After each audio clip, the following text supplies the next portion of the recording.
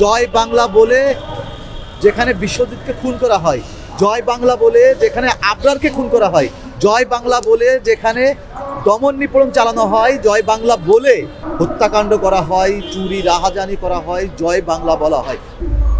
৭১-এর পরবর্তীতে একটা দেখেছি আমরা, একটা মেডেল দেখেছি যেখানে লেখা আছে বাংলাদেশ জিন্দাবাদ।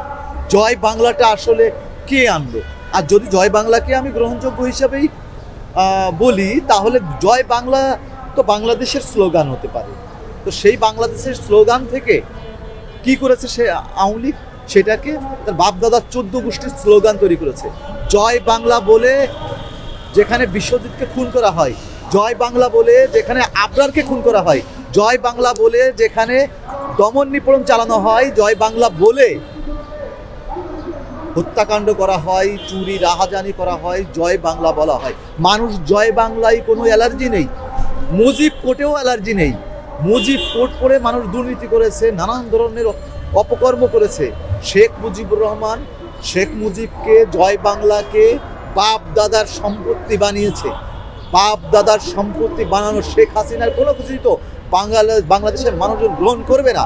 এবং ইন্ডিয়ান আধিপত্য যেখানে আছে, যেখানে ইন্ডিয়ার সায় থাকে, সেই জিনিসও বাংলাদেশ গ্রহণ করবে না।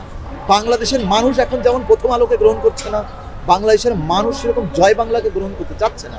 জয় বাংলা স্লোগানকে জাতীয় স্লোগান হিসেবে তৈরি কে করেছিল? শেখ হাসিনা। সেইটাকে আবার হাইকোর্ট থেকে সরিয়ে দেওয়া হয়েছে, তো এর বাদ দেওয়া হয়েছে। এটা জয় বাংলা যে বলবে বলুক, হ্যাঁ, কিন্তু জয় বাংলাটা আসলে হাসিনা নষ্ট করেছে এই শব্দটাকে। এবং এই জয় বাংলার রূপকার কিন্তু আওয়ামী লীগ না, এই জয় বাংলার রূপকার কিন্তু শেখ মুজিবুর রহমান না। এই জয় বাংলা উচ্চারণ করেছে সিরাজ আলম খান।